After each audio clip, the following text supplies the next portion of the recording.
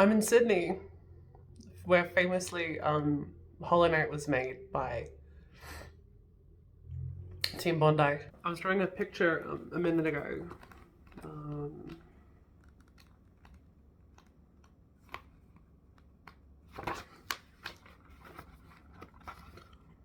it's a dragon.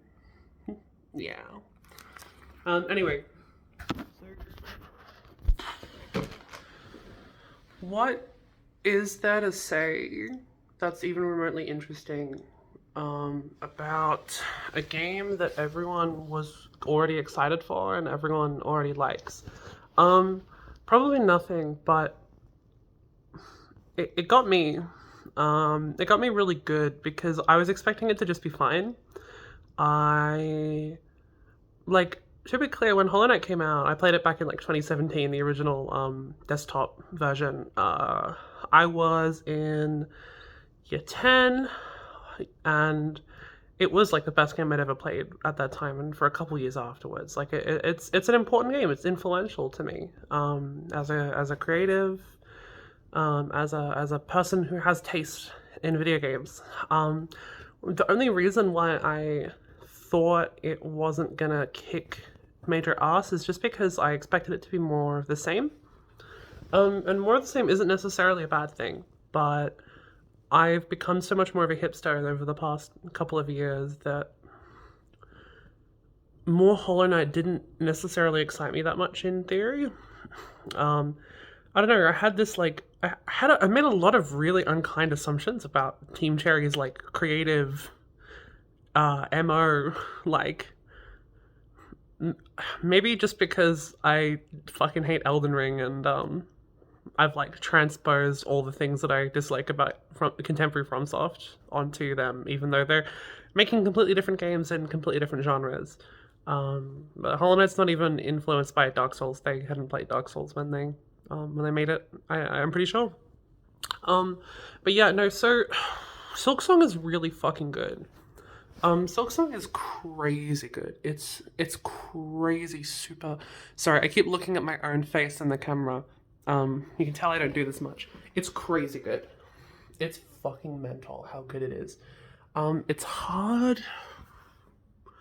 It's hard to explain in a way that is like emotionally resonant. I think because yeah, like the things that we knew were going to be better are better, right? The game is so fucking dense, like insanely dense with, bespoke art and animation and sound and effects. It's luxurious, it's textured, it's layered, it's like a fucking tiramisu. But it's also really perverted in a way that I was not expecting for this game.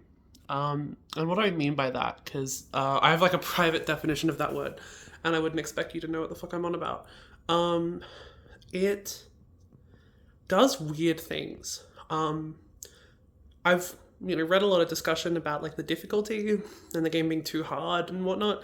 I don't really care to weigh in on that because like difficulty is and too hard and whatnot. These are all meaningless phrases, right? Because we all have like a purely subjectively experienced and presently like impossible to articulate experience of what difficulty is.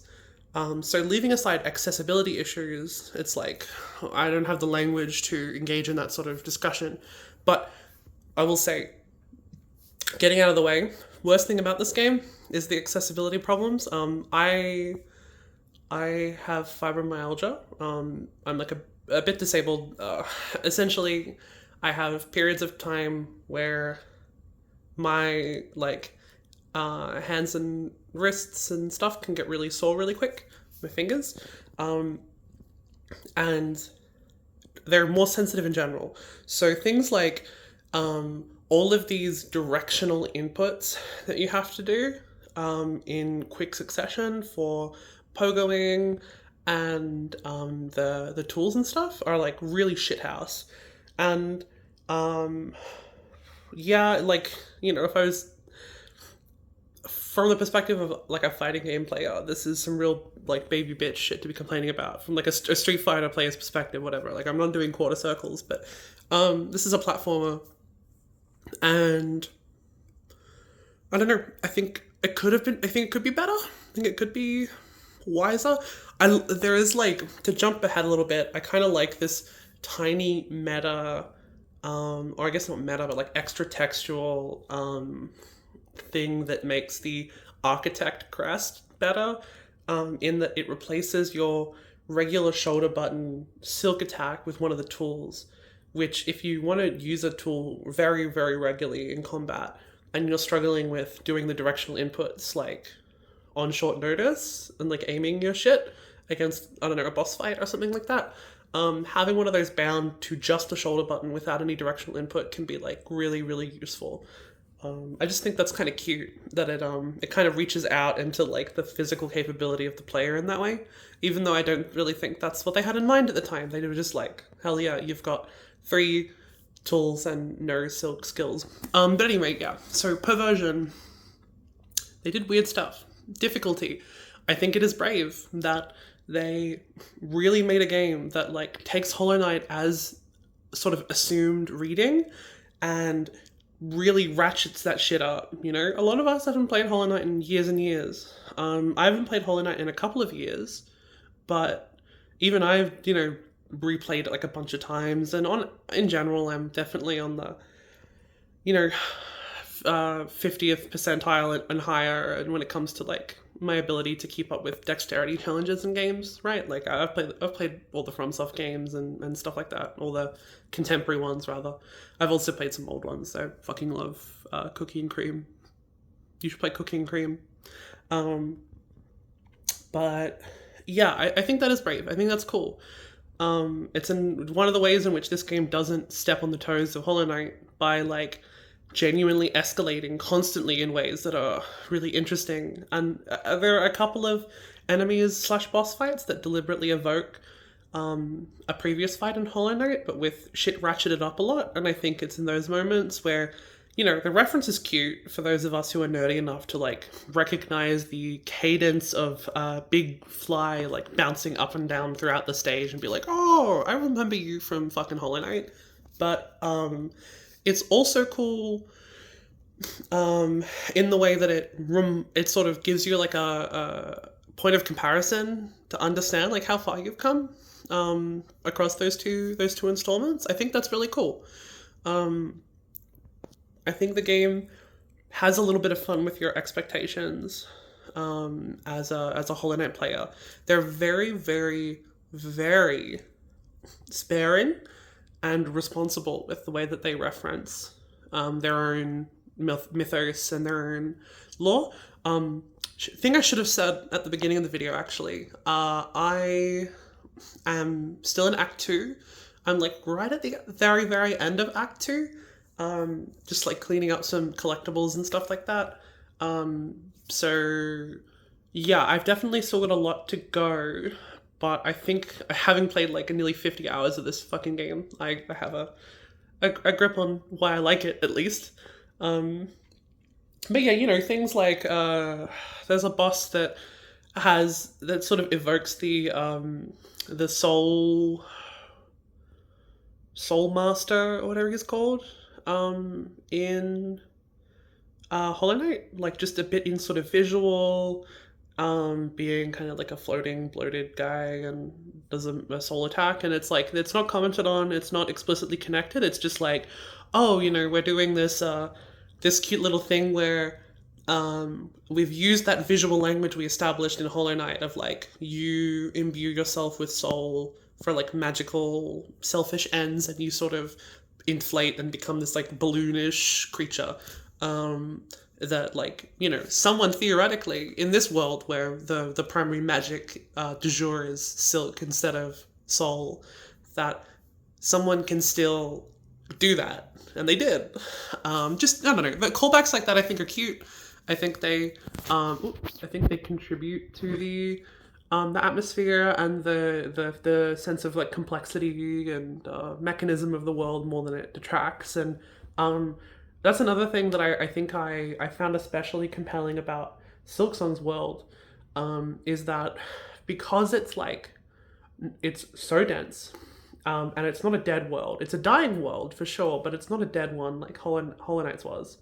And it's full of people, and it's also explicitly set in like the shadow of like a huge civilization, and you're answering for the crimes of the past on behalf of um, entire systems rather than singular people or like cosmic forces. Right? This is a tragedy done onto people through cruelty for cruel, selfish reasons, whereas Hollow Knight takes place in a world where sort of cruel, horrible things were done in the name of saving people from something worse, even if they failed in the process. And ultimately, like the biggest crime that the looming sort of legend figure of Hollow Knight commits is the sin of being in like love, like having care for his child.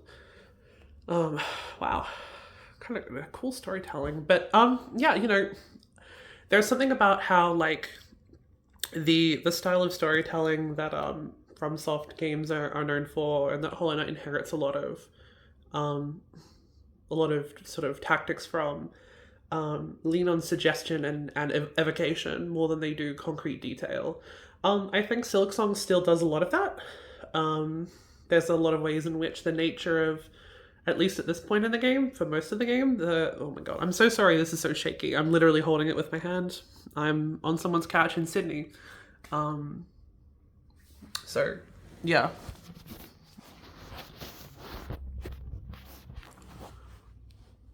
Okay, I'm here now. So, what was I saying? Yeah, evocation. I think a lot of what makes the world building and the lore and whatnot in a lot of games compelling is actually that they don't explain these things, right? Um, and I want to make a distinction here, whoops, between that sort of thing and just like lore writ large, because I think that there's been a lot of discussion about how lore is uh, sort of a tool for people who really like making a story Bible but don't like writing a story to avoid having to do that. Stories are about things. They have events and themes and words. Um, Not to say that, and lore is kind of a way to, yeah, like turn. Uh, I guess there's a frustrating move in general in media consumption to be focused on like purely um, a lot of like memorization of things. That's particularly prominent in like nerdy media, games, anime, certain kinds of movies, certain kinds of comics and books and such like that, where like the systems and the nouns and things like that are the things that are exciting. Um, Not because they necessarily say anything, but because they are like just sort of fun to know. It's like the sort of storytelling equivalent of like pop science, right? Like most of us enjoy like a bicarb soda vinegar volcano, not because of what it says about um, like acids and bases and how they interact and things like that, but because it's cool to know that you can mix those two household things and have like a fun reaction, right? It's like that. Um, but having sparse storytelling um, is powerful because suggestion is often like stronger than anything that we could suggest ourselves. There's It's not always true, but I think a lot about say Danganronpa. Like that game, that world is centered around this premise of one girl basically ending the entire world through uh, sort of nebulous means, like making everyone so miserable that they start to like turn on each other and kill each other and stuff like that, causing mass psychosis single handedly.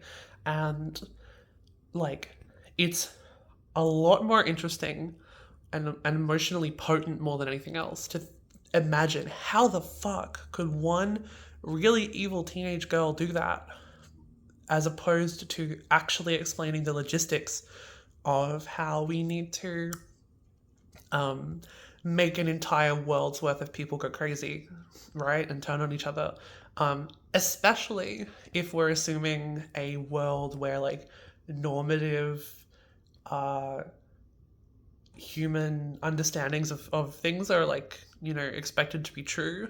Like, I guess what I mean by that is like if you can't suspend your disbelief with purely the idea that, say, watching a group of teenagers being forced to brutally murder each other wouldn't be enough, right? Which is sort of the thing that Danganronpa 1 implies. And then Danganronpa 3, the anime, goes in and is like, whoa, that doesn't make any sense. So we're gonna like, there's a brainwashing video, and it's actually becoming less believable, and less interesting the more you say shit about it, right? There's something about just imagining the most heinous thing you can possibly think of, and even though our understanding of what that is going to be different from person to person, it's going to be the most heinous thing you can imagine, right? So it's gonna work for you. And this is all to say that yeah, Silksong keeps doing all that. Um, but I think I'm getting away from the real point, which is when I say this game is perverted. Basically, it plays weird, right? They really genuinely tried to make Hornet feel different to play than to play a character in Hollow Knight. They have, I mean, the simplest thing that they changed, right, is they removed this simple downwards attack that lets you pogo around and sort of like hop on top of enemies like a slightly higher effort version of Mario. And instead, you start with this diagonal down thing that makes it a lot more difficult, but it also makes it a lot more kinetic. It's full of momentum. This game involves a lot of moving. It's faster. It's, you know, it's taking the Bloodborne or Sekiro sort of axe to the Dark Souls that is Hollow Knight. And I'm sorry for all the FromSoft references.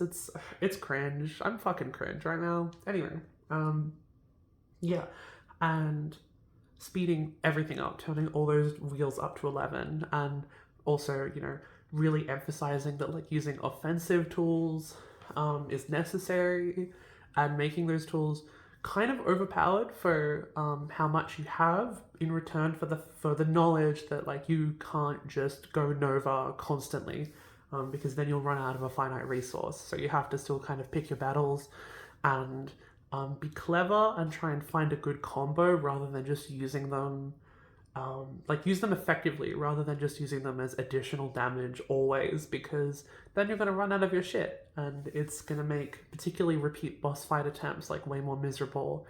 It's I can understand hating it, but it sort of makes like, for example, oh wait, no, I was about to make another FromSoft comparison. I'm not doing that. Fuck that shit. So yeah, I think that's really cool. The game really, really started to click with me when I reached the, what's it called? The Hunter's March, I think it was called, with all the singular ant enemies. And I was like, wow, okay, yeah, this game really sings when you're like fighting someone else who's mobile and like complex in their behavior, and you have to respond to all of their attacks. And certainly all of the best boss fights I've experienced so far have been humanoid, and like complex, and felt like a sort of dance, like a real elegant battle between two skilled, nimble fighters, not some fucking big blobby cunt who's not that there's anything wrong with them, just that like yeah, that's where the game really sings, I think, and like that is special, you know. Most of the abilities you get are more complex than their closest equivalents in Hollow Knight. Everything from your sort of dash is, both the grappling hook thing and the sprint, being either more roundabout or less powerful, respectively.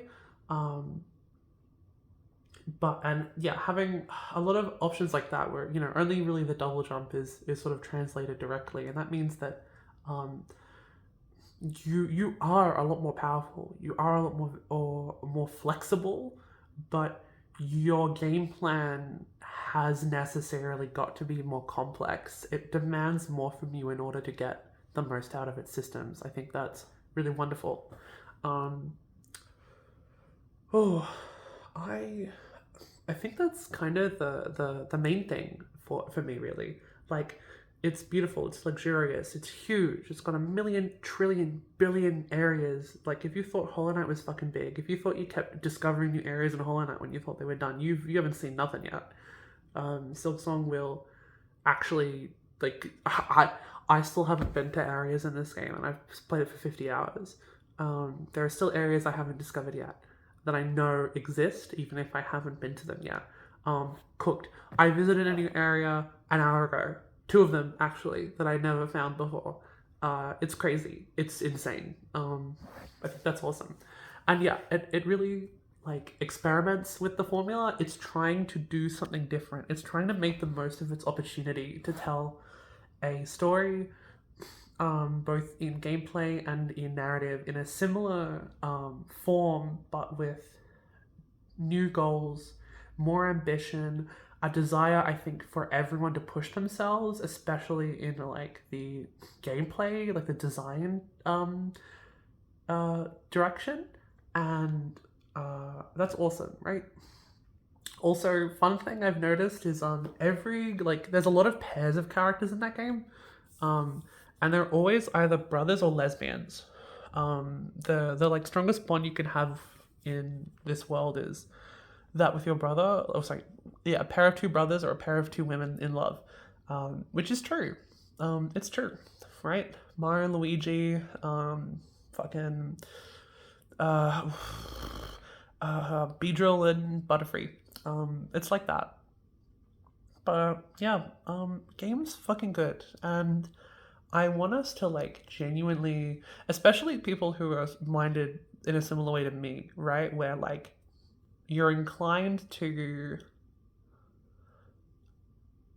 write off things that seem too normal.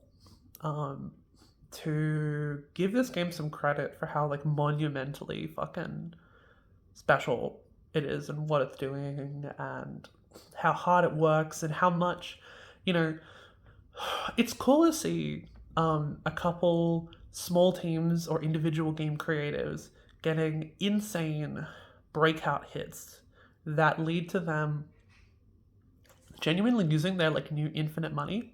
I've gum in my mouth. Whoops.